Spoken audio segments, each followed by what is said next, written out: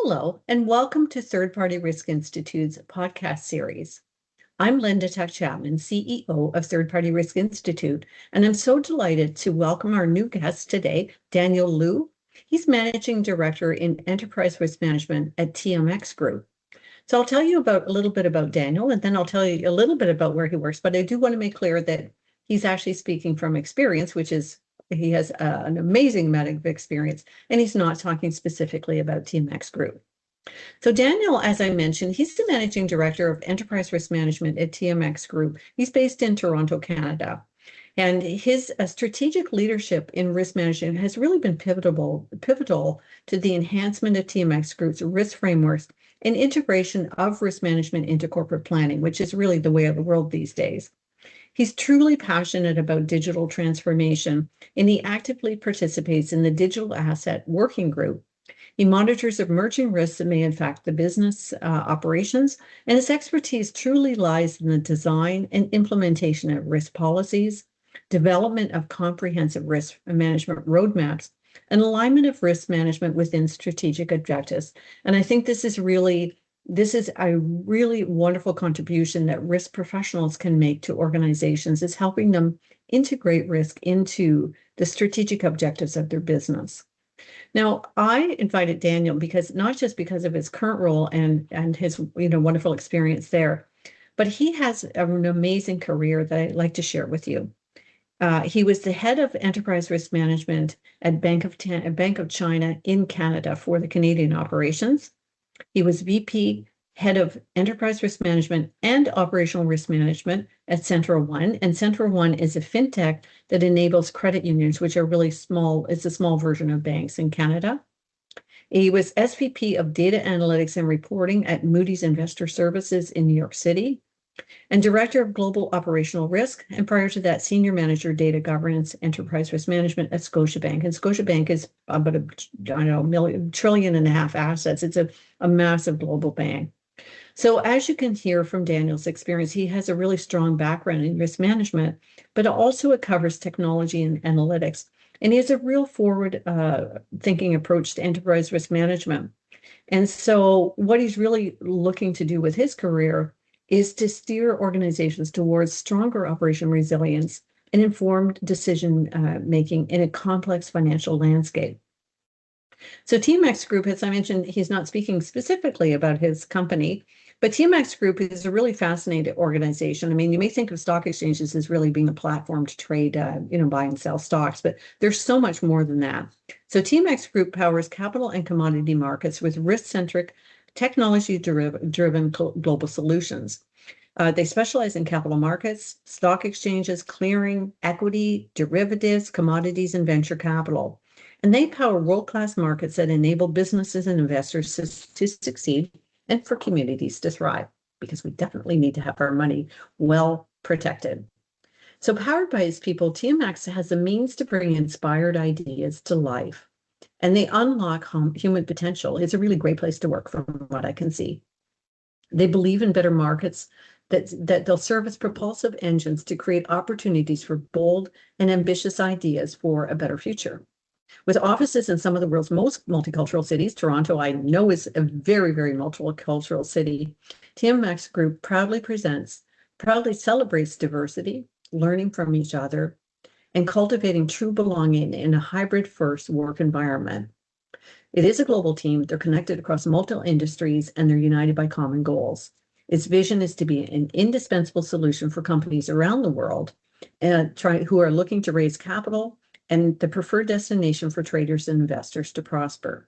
So in the group, there's the Toronto Stock Exchange, which many of you may have heard of, the TSX Venture Exchange, which is for venture organizations, TSX Trust, which is the Montreal Exchange, TSX Alpha Exchange, Shorecan, which is a Canadian interdealer brokerage firm specializing in Canadian fixed income products, DCS, which is the Canadian Depository for Securities, TMX Data Links, which is financial market intelligence and global investment data, TMX Insights, which is financial content, tools, applications, capital markets, and market analytics, and Tradeport, which is the software provider of specialized electronic trading platforms. So you can see the TMX Group, not a huge organization, very, very complex and into a lot of different things. So with this as a background, Daniel, I'm going to stop talking now. I'm going to start asking you some questions. So anything you'd like to add to the intro? Thank you, Linda. That's a wonderful introduction, and thanks for having me. And as you mentioned, I spent a little bit over 15 years in financial services, and most of that has been in risk, including some time in Moody's in New York. So my background actually started in data and technology rather than traditional risk. So that I tend to approach these problems looking for where dependencies in data actually are, not just like what policy says. So that shaped how I think about from third-party risk perspective, like concentration risk, first-party exposures, where AI can generally help versus where it just adds noises. Well, in that business lens, makes a really big difference for people in headquarters jobs like risk management, because you need to be integrated with the business as opposed to kind of bringing them all these things they should be doing. So now I'm going to start with really the whole operating structure, because a lot of people, I think, are really cluing into the fact that they need to know a lot more about third-party, operational, and enterprise risk management. So I'm going to start out with, well, what is the mandate for operational risk and third-party risk functions? Are they the same? Are they different? And then, from there, can you sort of embellish on that and tell us what are some of the differences, different approaches you've seen according to different businesses and organizations you work with? So we're really kind of looking at how does it structured? How does it work? Who does what and why? Sure. From my perspective, the mandate for an operational risk management function really has two layers, the technical and cultural. Right, technically, it's about identifying, assessing, and monitoring, controlling non-financial risks. But the more important layer is the cultural layer. It is about embedding a risk mindset into how the business makes decisions every day, not just checking the box after the fact. In a large, complex, regulated financial institution, ORM tends to be highly structured with a clear role separation between the first and second line. But the framework is established. Your role is to governance and challenge, not discovery. So in mid-size... Oh, I love that. I'd like you to say that again. That was really excellent. Thank you. You're saying your role is, if you could just repeat that, that's great. So in the large, complex regulatory and regulated financial institution, your role is really to governance and challenge, not discovery. Perfect. Right. I'm going to use that. Thanks. Right. But in a mid-sized institution or financial market infrastructure organization, ORM tends to do more heavy lifting, right? So building the framework, educating the first line, establishing the functions credibility simultaneously. And I have had the opportunity to build ORM function from scratch multiple times in my career. And experience has shaped how I think about what a strong mandate looks like from the ground up. Right, in the global organization, ORM mandates must span multiple jurisdictions and business models. You cannot have a one-size-fits-all framework. You need a common methodology with documented local adaptations. Specifically tends to be more fragmented than the core ORM. Procurement owns the contract, legal owns the agreement, technology owns access, and ORMs are supposed to provide oversight all of it, without direct control over any of it. And the cross-function tension is defining the challenge TPRM as a discipline. And the regulator no longer accepts we check the SOC 2 reports. They want ongoing monitoring, concentration analysis, and exit planning. And we are seeing that in a lot of places around the world, particularly in the EU, who's been very clear about this. I want to go back to a couple of things that you said, please, Daniel. You talked about non-financial risk, which is not a term that everyone would be familiar with. Would you mind explaining that, please? So the non-financial risk is different than the traditional financial risk side, like a credit risk, market risk, liquidity risk. Non-financial risk normally is primarily focusing on the operational risk, but including cyber technology risk, reputational risk, compliance risk. All those things you can't easily quantify using some like quantitative model to do your risk management. They're involving a lot of like processes, technologies, like people's for non-financial related matters. That's a really great explanation. Now, you also mentioned first and second line. Not everyone is familiar with the lines of defense that were originally originated with the Institute for Internal Auditors. Would you mind just explaining what is the first or second line? Yeah, I can, definitely. So the first line is the risk owner. The first line consists of frontline employees and operational units that generate revenue, run the daily operation, and interact directly with clients. Because they are doing the actual work, they are considered the primary owner of the risk their activities create. The primary responsibility for them is identifying, assessing, managing risk in their day-to-day activity, like implementing, executing internal controls, like a reporting risk event or control failure to management.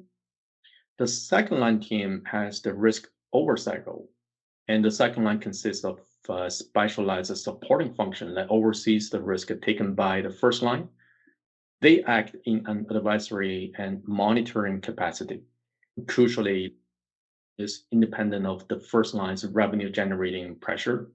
Their primary responsibility are designing the company's overall risk management framework and policies, monitoring the first line to ensure they're following the rules and their control are actually working, providing the guidance and training to the first line on the new regulation or risk trends, reporting on the overall risk posture to senior management and the board of directors.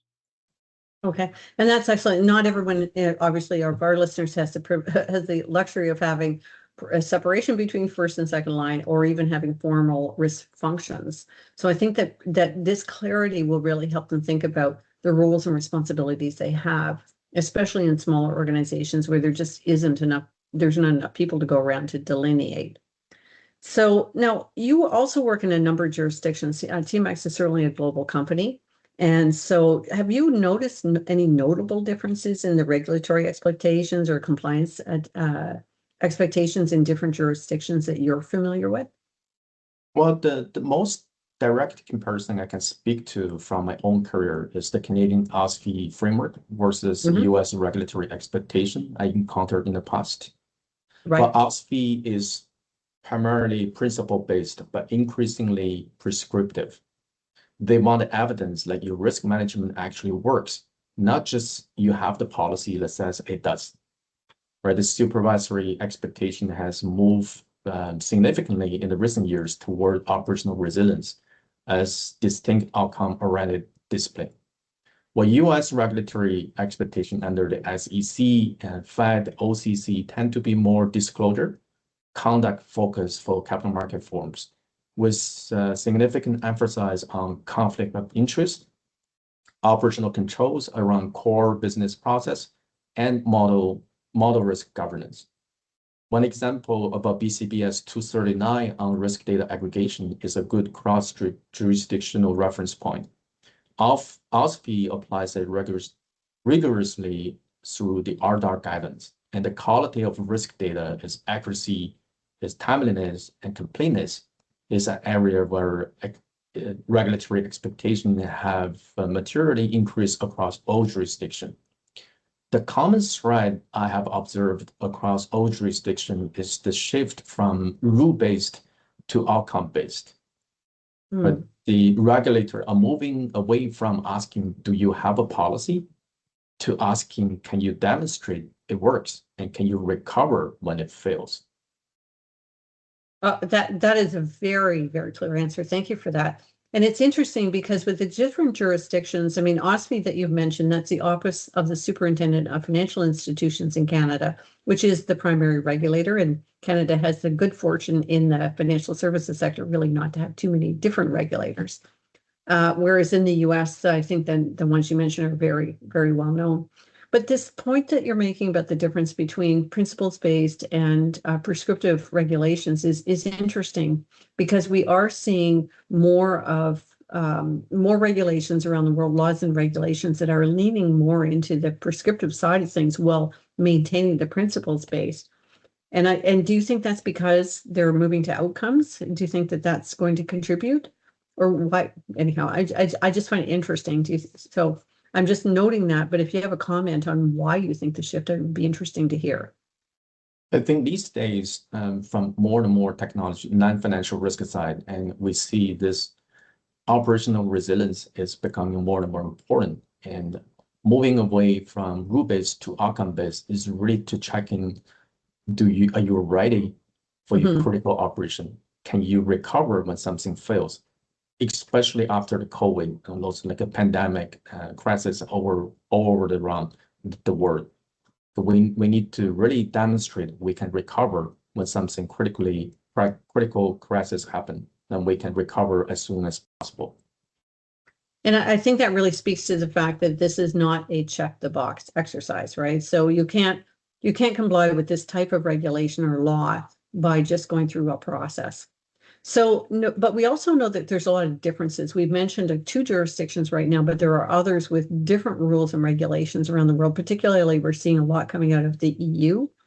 So what's your advice to people as they're trying to figure out how to address or how to harmonize all these different requirements across geographies and regulatory and legal jurisdictions?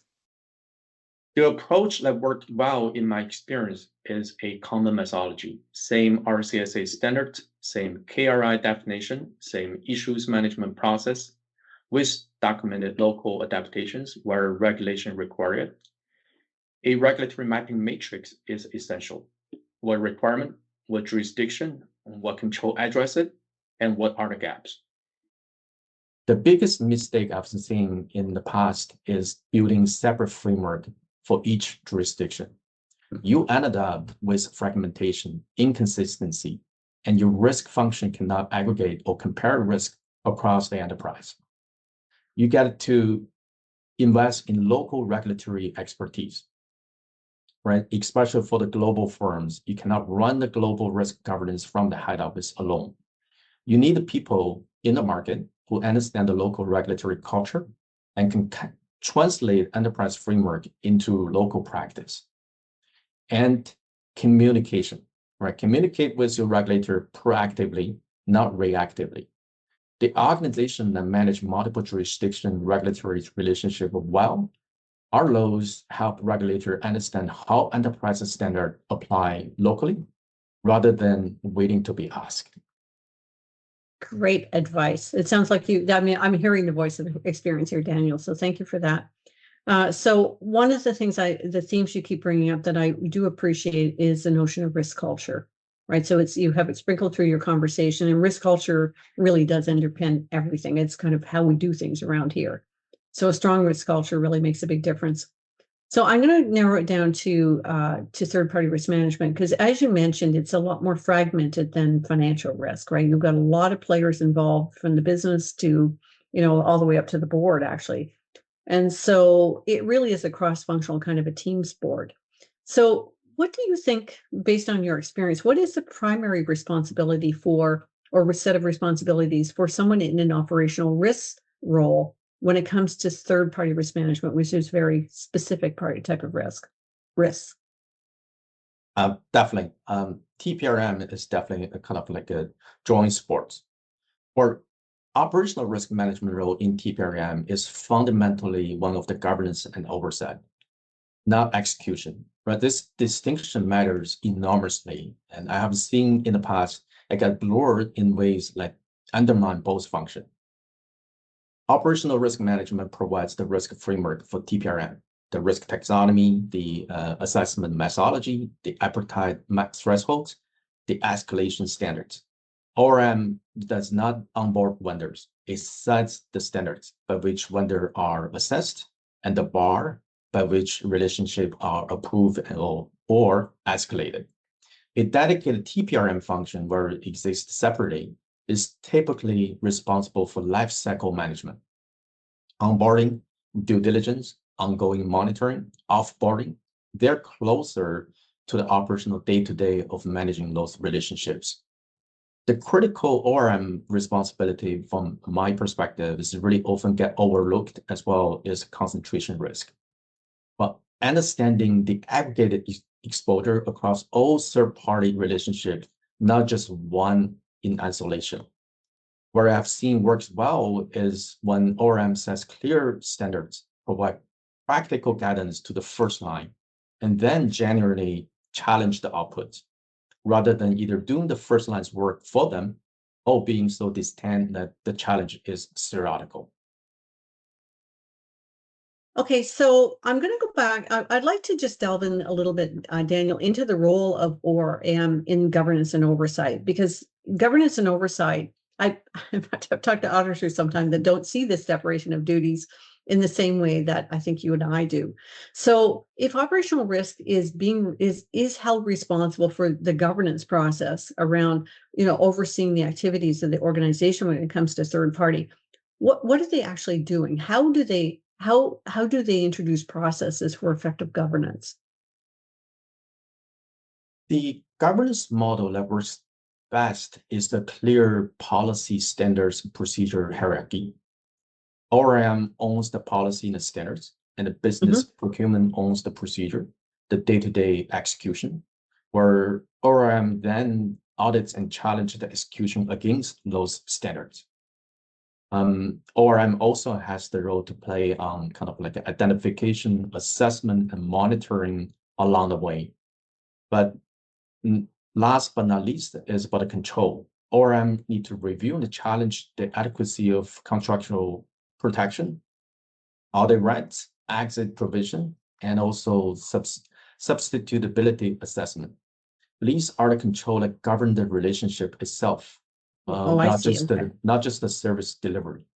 Okay, so you're looking at sort of governance and oversight for the entire program, but you're now looking at specific relationships to determine whether or not there are adequate controls and activities to protect the organization. Is this for the whole portfolio of third parties, or is there a particular segment of the third party relationships that should be of greater interest or are of greater interest?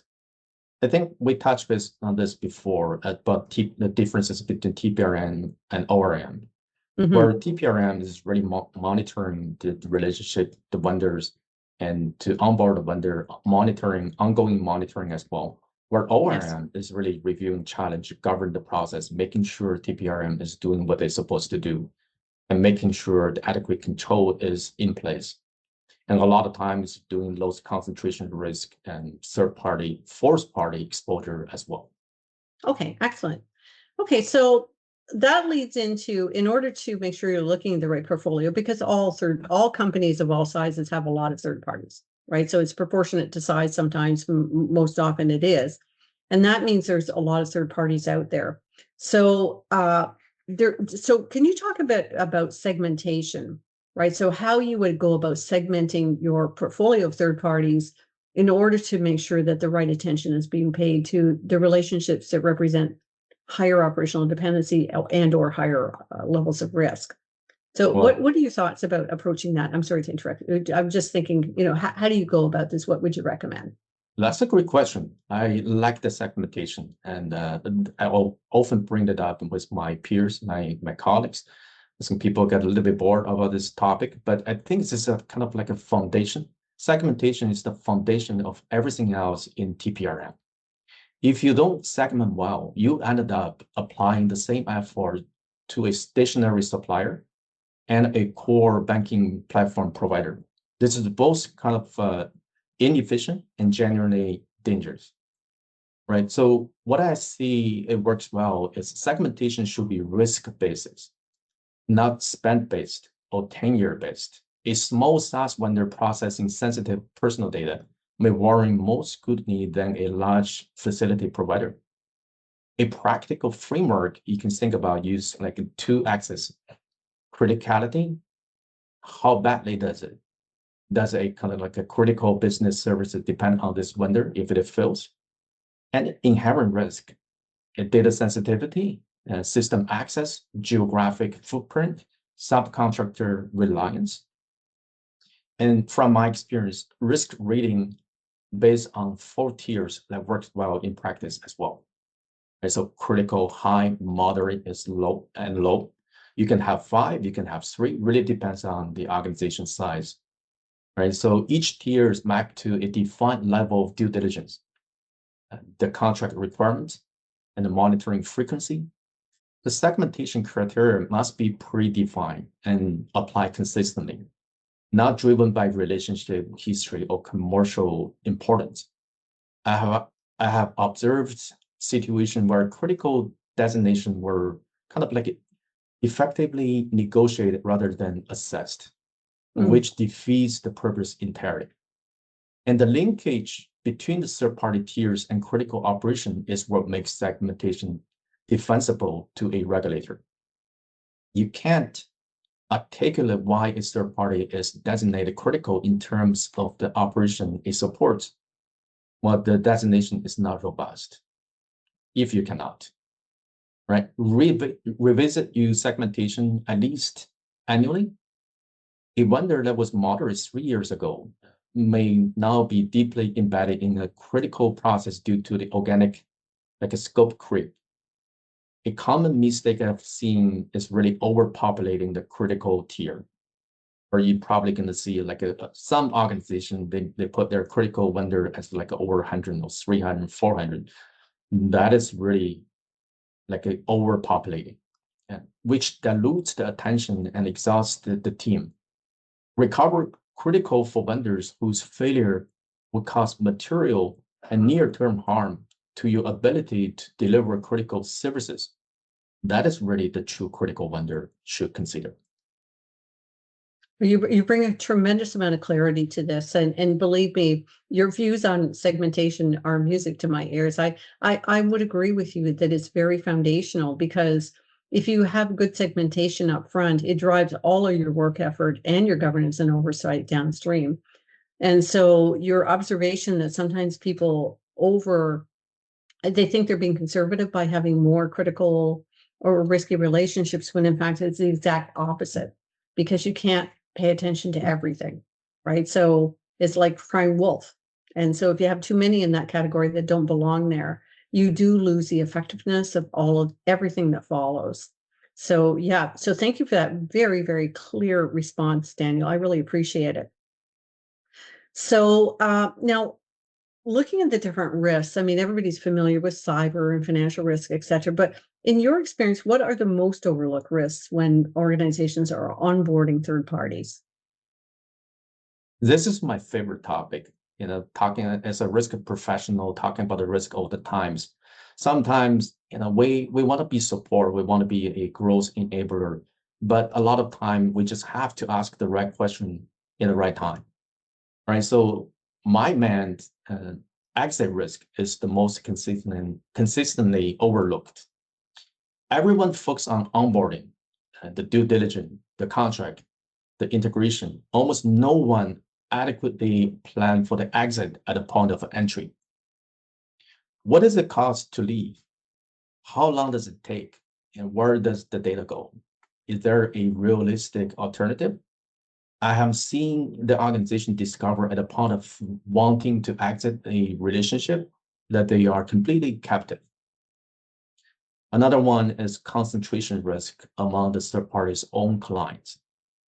Right? If your critical vendor also serves a majority of your sector peers, a single incident at their end creates an industry-wide disruption, and they may not prioritize your recovery.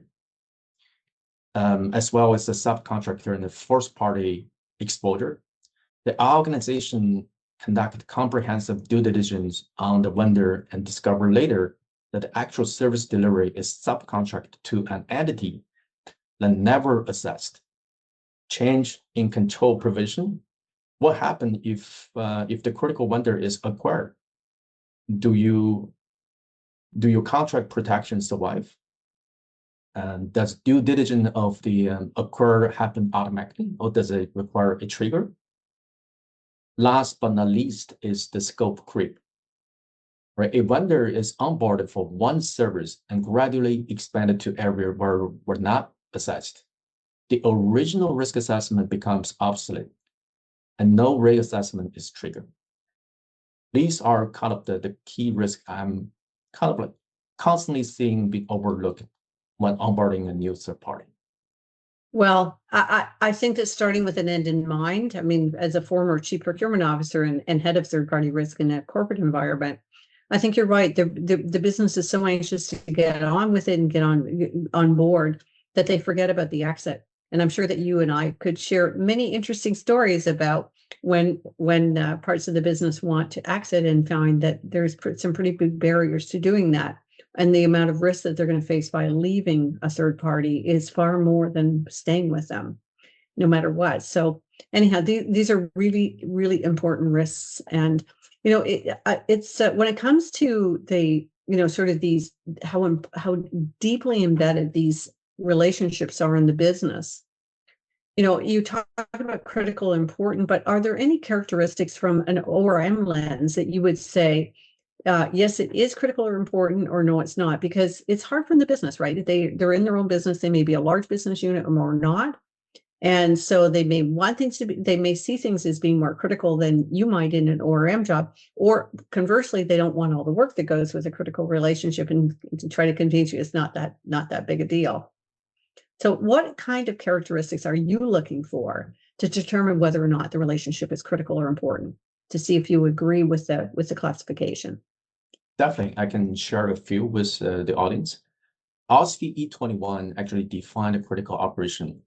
I'm not going to repeat the definition here, but OSFI definition is exactly right. Criticality is about consequence and not complexity. I have built on that and with a few like a practical characteristic to share. First one, if it supports a regulated obligation or regulatory commitment. If this service fails, there's a immediate regulatory reporting and remediation consequence. Well, second one, it directly touches customers or counterparty at scale. Failure causes immediate visible harm to people outside of the institution. And the third one, it has no credible substitute within the recovery time objective. Even with full effort, recovery within your impact tolerance is not achievable without this service. And the fourth one is really this: if the service has cascaded effect on other services, it is a node in the dependency chain, not an isolated function. One practical discipline I recommend: ask what is the worst day this service could have, and trace that failure through the organization. Where does it stop? How many customers are affected within the first hour, the first day? What regulatory obligations are breached? And the impact tracing is how you identify criticality with evidence rather than intuition. Well said. So I want to go back to the reference. Some people may want to read the regulations. So this is OSFI, the Office of the Superintendent of Financial Institutions for Canada, published the E21 guidelines, which are about operational risk. So, well worth a read if you're looking for something to help clarify your own thinking.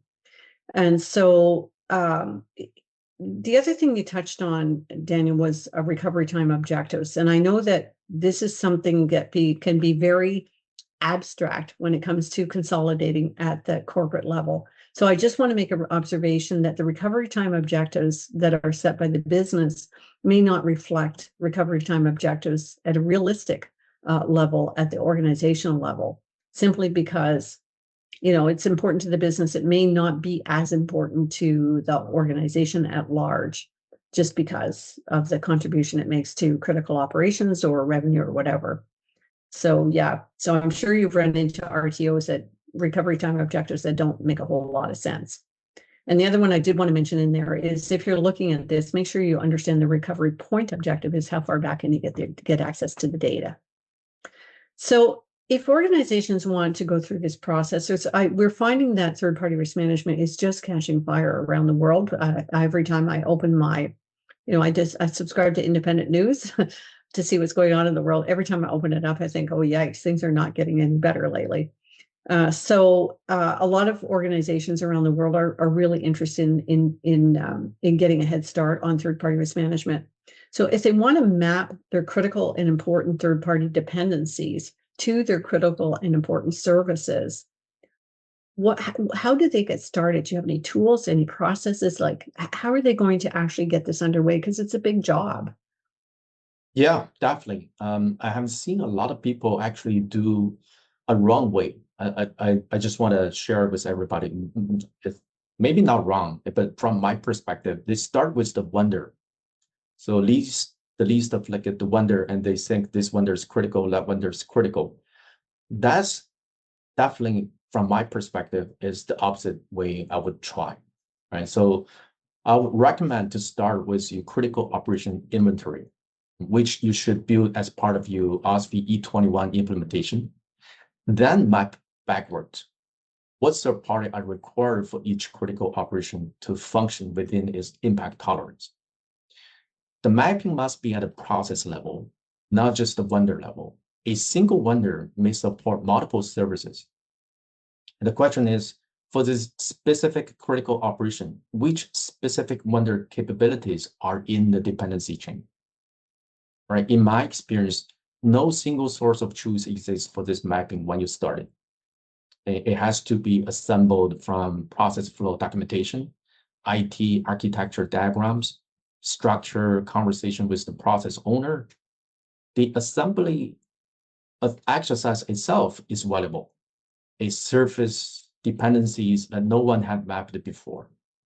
But the tooling is really the secondary to the methodology. Whether you use a GRC platform, a configuration management database, or a structured spreadsheet, the discipline of the mapping exercise matters more than the tool. A sophisticated GRC platform with incomplete data is less useful than a rigorous manual inventory. And the output, more importantly, answers one single question, should answer one single question. If this third party fails, which critical operations are affected? How quickly? And what is your recovery plan within the impact tolerance? If you can't answer that question for each critical third party, the mapping is not complete. Yep. And so it sounds to me what I understand you're saying is you start at the center, you look internally for your own critical and important operations, and that may be number of customers affected, a core service that affects the entire organization, or perhaps the financial impact of, how much revenue does it generate. And if I go back to the regulations that the financial services sector or financial services regulator in the UK published probably about 5 or 6 years ago now, they started really down this path, pushing organizations to have this overarching mapping. So you understand the entire extended enterprise, not just your own. And you're advised to not start with the vendor and work backwards makes a heck of a lot of sense, because at the end of the day, you're trying to manage your own extended enterprise, not pieces along the way. It's the whole thing. So looking at it from that high level for the entire enterprise is really, it's the only way to go. It's the only sensible thing to do. So thank you for that. Now, what about how do you even evaluate the operational resilience capabilities for some of these critical important third parties, like ones like cloud or payment providers, core service providers, that sometimes is very difficult to get true insight into? Do you have any suggestions whatsoever that could at least raise the level of assurance? These are just my suggestion. For the Yes. cloud providers specifically, the challenge is about the traditional audit rights are largely theoretical for hyperscalers. What you receive is a SOC 2 Type 2, ISO 27001, and their published resilience documentation. Your assessment has to be built on those inputs, supplemented by scenario analysis of what their documented control actually protect against, and critically, what they do not protect against. For payment infrastructure, the key suggestions are around settlement finality risk, liquidity risk under stress, and the cascaded effects of the payment system disruption. These require testing, the tabletop exercise at minimum, live scenario testing where the relationship and the regulatory environment permit. For core services like processing, custody, clearing, I focus heavily on the vendor's own resilience testing results, and their incident history. A vendor who has never had a significant incident and has not been fully tested, and a vendor who has experienced incidents and that can demonstrate clear learning improvements and reduced recovery time is more credible than the one with a clean paper record and no testing history, right? Contractual audit rights matter even if you cannot exercise them fully against the large provider. They create a credible escalation pathway when problems emerge. Negotiate for them at onboarding, they become significantly harder to add later after the relationship is established. So true. So basically, when you're getting into these relationships, the idea of scenario analysis and testing and whatnot, I'll be honest, I have to say that for many organizations, for the people that are listening, this is going to be quite new.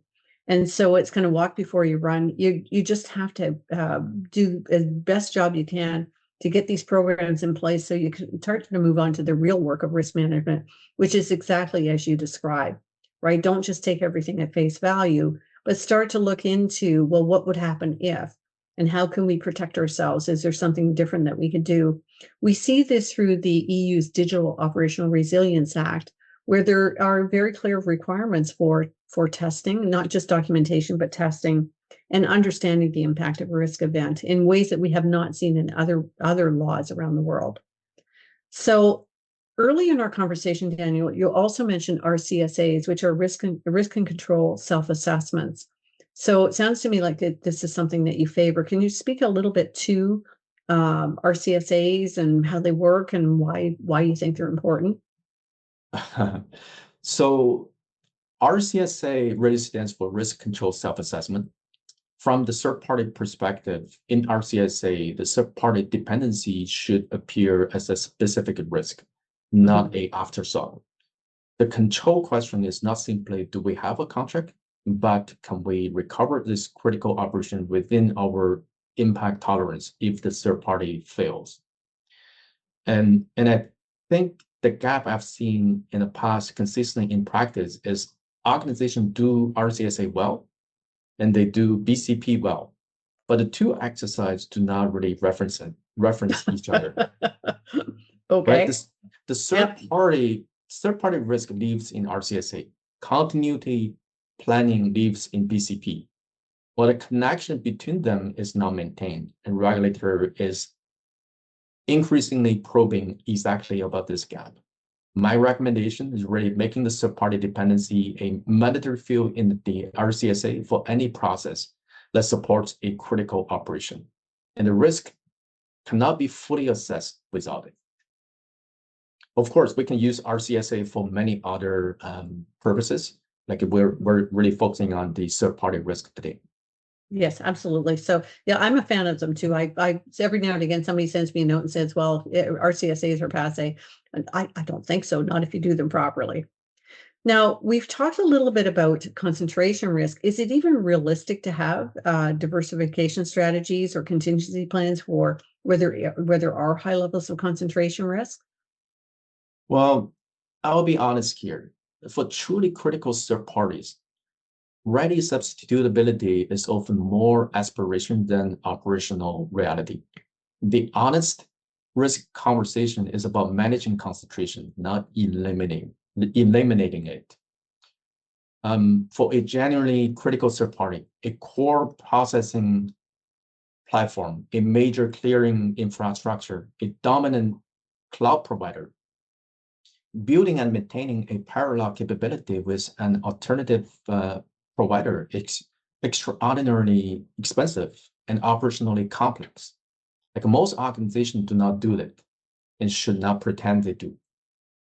What realistic contingency looks like is documented, tested recovery paths, contractual protection that provide time and leverage in the stress scenario, a relationship with alternative provider that could be activated under significant amount of effort over the extended timeline, and a board level decision and the residual concentration risk is accepted with full understanding of the consequence and a credible path to reduce it over time. The organization that manage this well, our lows have pressure tested their plan, not just documented them. The gap between the written contingency plan and the operational reality is almost always larger than expected. My recommendation, as you exit, run an actual exit simulation. What would it take? How long? What are the data migration challenges? What are the regulatory notification requirements? The answer are almost always more sobering than the documented plan. And that is precisely why the access is valuable.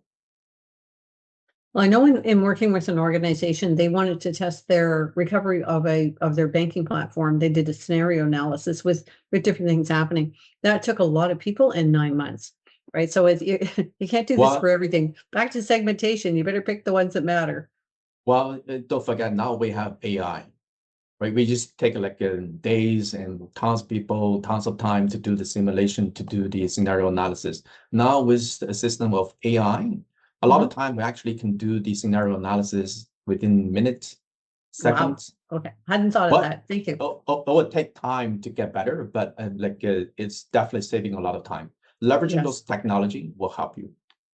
Well, and not really, a lot of people are worried about their jobs. Will I have, but will I have any work in the future? The truth is that AI is a really wonderful tool, and it falls on our shoulders to try and stay ahead of the curve by learning and knowing as much as we can, so we can be helpful when the output comes from these technologies. Now, I want to go back to, we mentioned fourth party risk, which is your third party's third party, right? So that basically is also an area of interest to organizations who are realizing, as you said, very high levels of concentration risk with material fourth parties, and also how hard it is to see them. So aspirationally, people talk about nth parties, which is some infinite number, but I want to go to fourth parties because I think that's a little bit more doable. So when you're looking at fourth parties, or you're trying to understand with your critical third parties, which fourth parties you would want to have in your sites, what kinds of characteristics are you looking for? How do you know that? How do you know that it is a fourth party that you'd like to be aware of? What can you list some characteristics that people might think of? Definitely. I think all the big organizations facing the same challenge about fourth party. But something we're looking at is the minimum information set for a material fourth party, and like a legal entity, identity, jurisdiction, the service they provide to your third party, which of your critical operation that sub-service support, and the third party's contractual rights over the fourth party, including the audit rights, substitution rights, and any non-regulatory financial stability or operational concerns. And remember one thing, always focus on the critical fourth party. You can't do this with all fourth party. That would be like a lot of work to handle. Mm-hmm.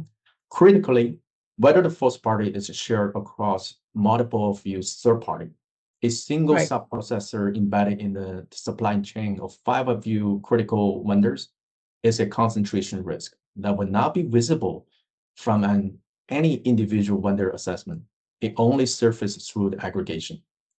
And the fourth party inventory does not need to be as granular as a third party inventory for every relationship. Really just repeat it and focus on gaps on the fourth party that support critical operation, applying materiality consistently. So with the fourth parties you've identified as of interest, or there's a huge reliance, is there anything you can do to evaluate the controls of the fourth parties? Like, how do you get some level of comfort about them as part of your critical extended network or extended organization? Well, the direct answer is really indirectly through your third party. You have no direct contractual relationship with your fourth party.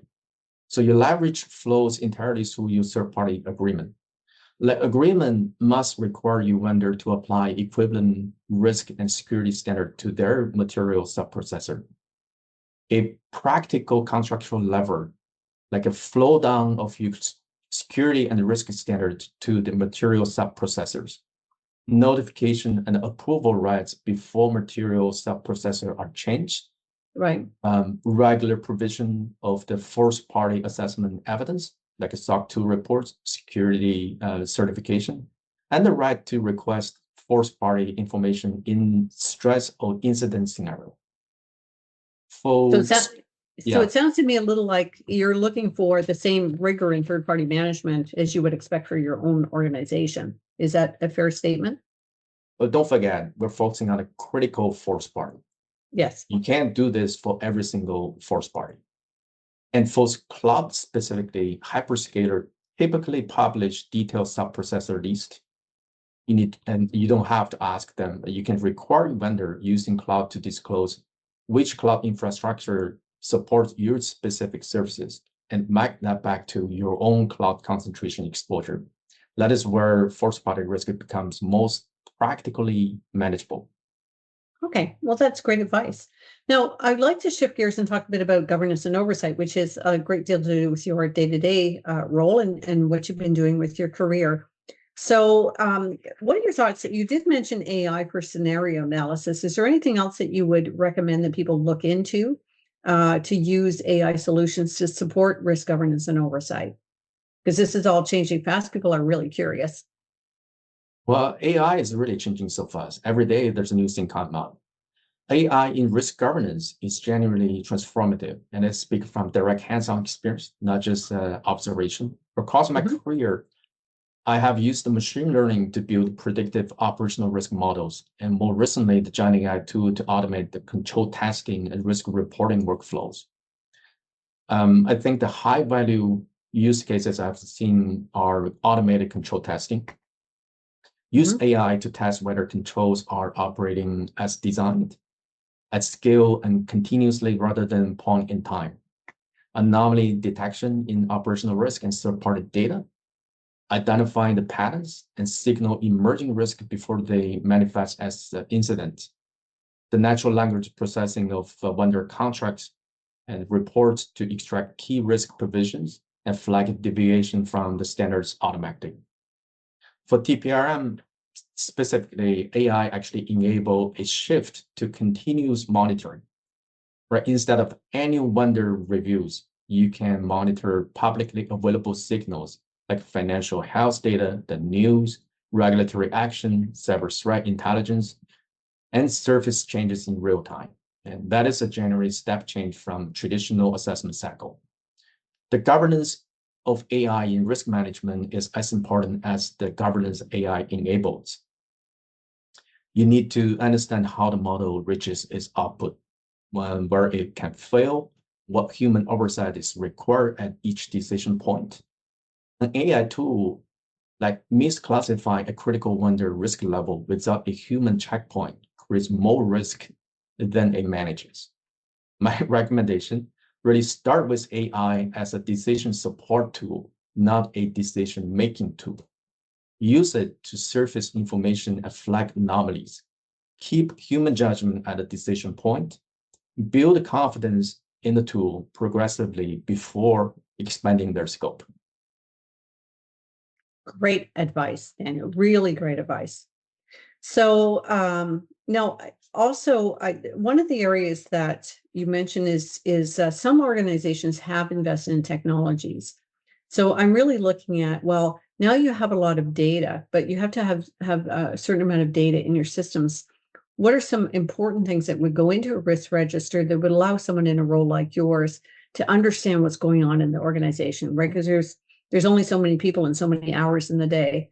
So fundamentally, if you have a risk register, what would you be looking for to ensure that it is complete enough for you to do your job?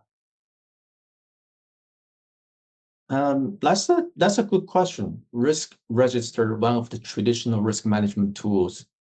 And I think the risk register should capture the third-party identity, the tier criticality designation, the critical operation that they support, inherent risk rating across key categories, operational, cyber, financial, geopolitical concentration, and controls in place, and their assessed effectiveness. So there's a lot of activity in any organization, especially when it comes to third-party risk. So what types of findings or what kind of issues should be crossing your desk in ORM or ERM? What do you think should come your way? Because you obviously can't look at everything. Definitely, we 100% rely on our business partners. We constantly communicate things back to the business team as well. A finding represents a material gap in control supporting a critical operation, and an assessment reviews a risk approaching or exceeding the defined risk appetite thresholds. A vendor incident has caused or could cause operational disruption above a defined severity, or a vendor has failed to remediate a funding within agreed timeline. Those things typically we like to see. And some additional stuff, since we talk about a critical operation as well, is if funding affects multiple critical operations simultaneously, and a concentration risk has materially increased due to the change in vendor landscape. Those are the things typically we like to see from the business and share with us. The escalation framework, and just added on one thing on this is the escalation framework must be predefined and write down and tested, not in provision in the moment of the live issue. Define the trigger criteria and escalation levels, response timeline, and ownership for each category of third-party risk event. The moment a significant incident occurs is the worst time to be designing a kind of like escalation process. Totally agree. So now, so things will come to you in an ORM/ERM function. What types of findings what you think would be escalated at a higher level, maybe even up to the board? What does senior management of the board like to see that would have passed through your hands? I think this is not for TMX, it's just in general, right? Yeah. And I think like we touched base before as well, anything affect multiple critical operations simultaneously, and a vendor's financial viability is in question, and there's a regulatory inquiry related to specific third-party relationship, those things. And normally you need to ask a question to yourself. If the board found out this thing 6 months after, would they agree with you? Like not escalate it to them, or oh no? If the answer is not, now you better escalate now. Okay, that's a great answer. It's kind of like, yes, when you look in the rearview mirror, would you regret your decision not to escalate? So now I'm just gonna ask you, you've shared a lot with us. You're a very, very clear communicator, and I really appreciate it. Are there any final words of wisdom, something we might not have touched on that you feel passionate about that you'd like to share with our listeners? Well, thank you. Thank you for having me, Linda, today. It's a lot of I learned a lot of things from you as well. It is really something just to share with everyone. It's just from my own perspective, and could be right, could be wrong, but then just want to share a few things I would like to leave the practitioner with, the things I've learned across 15 years of building and running operational third-party risk functions, building the relationship before you need it. The credibility you have when something goes wrong is built in the months and years when nothing is going wrong, right? Invest in the first line relationship, in the vendor relationship, in the regulatory relationship, not just one there's a crisis to manage. A sophisticated framework no one used is the worst one than the simple one that generally embedded. Complexity is the enemy of adoption. Every time you can simplify a risk process without losing its substance, you should do it. Simplicity is not a compromise, it's a design discipline. And be honest about what you don't know. Like a risk manager, you can't know everything. Don't pretend you know everything. The most dangerous phase in the risk management is we have assessed that. What does that mean? Who assessed it and when, against what standards, and with what evidence? Knowing the limit of your knowledge is genuinely risk management credibility, not a weakness. Right? Treat the third-party risk as a strategic business issue, not a compliance exercise. Like you mentioned this before multiple times. The organization that managed TPRM well are those where business leadership generally understands that their vendor relationship are part of their operational risk profile. Understanding cannot be delegated to the risk team. It has to live in the business. The Yes. OSFI E21's emphasis on resilience testing is not a bureaucratical overhead. It reflects a fundamental truth about the difference between a plan that exists and a capability that works. Well said. Well said, Daniel. So, Daniel, you're very, very articulate and very experienced, articulate communicator and a very experienced risk management executive. I want to thank you very much for joining us today at Third Party Risk Institute's podcast series. And once again, this is Daniel Liu, Managing Director of Enterprise Risk Management at TMX Group based in Toronto, Canada. So thank you, Daniel. You have been a wonderful guest, and I'd love to have you on again in the future to share some of your knowledge with us. There's clearly so many things we didn't get a chance to touch on, but thank you again. Thank you, Linda. Thank you so much. Pleasure to be here.